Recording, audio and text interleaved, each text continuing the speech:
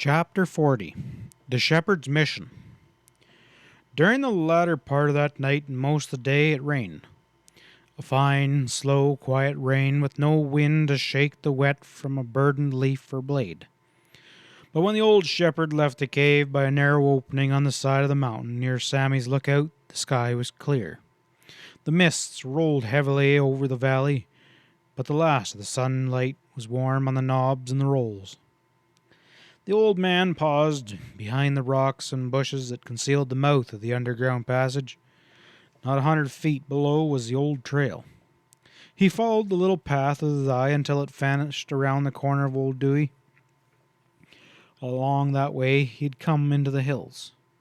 Then, lifting his eyes to the faraway lines of darker blue, his mind looked over the ridge to the world that is on the other side, the world from which he had fled. It all seemed very small and meaningless now. It was so far away. He started at the sharp ring of horses' iron hoofs on the flinty rocks that came from below the lookout, and safely hidden, he saw a neighbor round the hill and pass on his way to the store on Ozark. He watched as horse and rider followed the old trail round the rim of the hollow, watched until they passed from sight into the belt of timber. Then his eyes were fixed on the fine thread of smoke that curled above the trees at the Matthews place, and leaving the shelter of rock and bush, he walked along the old trail towards the big log house on the distant ridge. Below him, on his left, Mutton Hollow lay submerged in the drifting mist, with only a faint line of light breaking now and then where Lost Creek made its way, and on the other side Compton Ridge lifting like a wooden shore from the sea. A black spot in the red west shaped itself into a crow, making his way on easy wing towards a dead tree on top of Boulder Bald. The old shepherd walked wearily. The now familiar objects wore a strange look.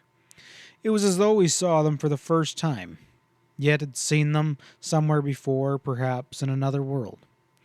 As he went, his face was the face of one crushed by shame and grief, made desperate by his suffering.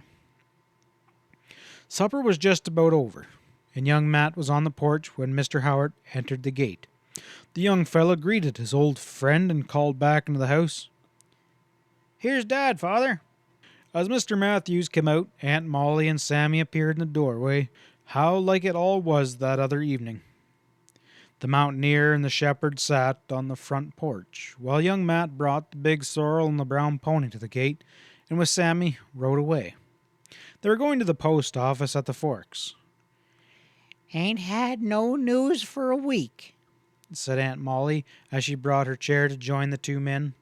"And besides, Sammy, she needs that right. There's gonna be a moon, so it'll be light by the time they start home." The sound of the horses' feet and the voice of the young people died away in the gray woods, the dusk thickening in the valley below, and as the light in the west went out, the three friends saw the clump of pines etched black and sharp against the blood-red background of the sky. Old Matt spoke. "Reckon everything's all right at the ranch, Dad? How's the little doctor? You ought to brung him up with you." He watched the shepherd's face curiously from under his heavy brows as he pulled out his cob pipe. "Oh, he's probably just tired tramping over those hills, I reckon," ventured Aunt Molly. Mr. Howard tried to answer with some commonplace, but his friends could not but notice his confusion, and Mrs. Matthews continued.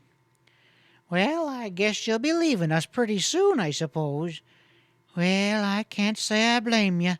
Oh, you've been a God's blessing to us here in the woods. I don't reckon we're much 'longside the fine folks and friends that you got back from where you come from in the city, and we can't do nothing for you, but... The good soul could say no more. "We've often wondered, sir," added old Matt, "how you stood it here, an educated man like yourself. I reckon there's something deep under it all that's keeping you up, something that us ignorant folk with no education can't understand."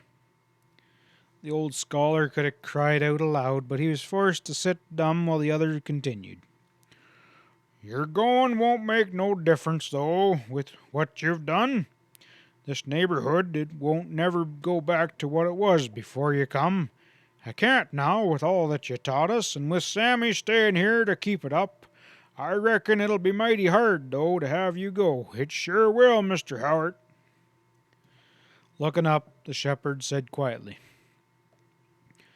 I expect to live here until the end, if you'll let me, but I fear that you will not want me to stay when you know what I've come to tell you this evening. The mountaineer straightened his huge form as he returned. Dad, there ain't nothing on earth or in hell that could change what we think of you, and we don't want to hear nothing about you that you don't want to tell us. We ain't scared what sent you into the hills. We're taking you for what you are, and there ain't nothing that can change that. Not even if it should be that grave under the pine tree yonder? Asked the other in a low voice. Old Matt looked at him in a half frightened way, as though, without knowing why, he feared what the shepherd would say next. Mr. Howard felt the look and hesitated. He was like one on a desperate mission in the heart of enemy territory, feeling his way along. Was the strong man's passion really tame? Or was his fury only sleeping, waiting to destroy the one who should wake it? Who could tell? The old scholar looked away to Dewey Bald for strength.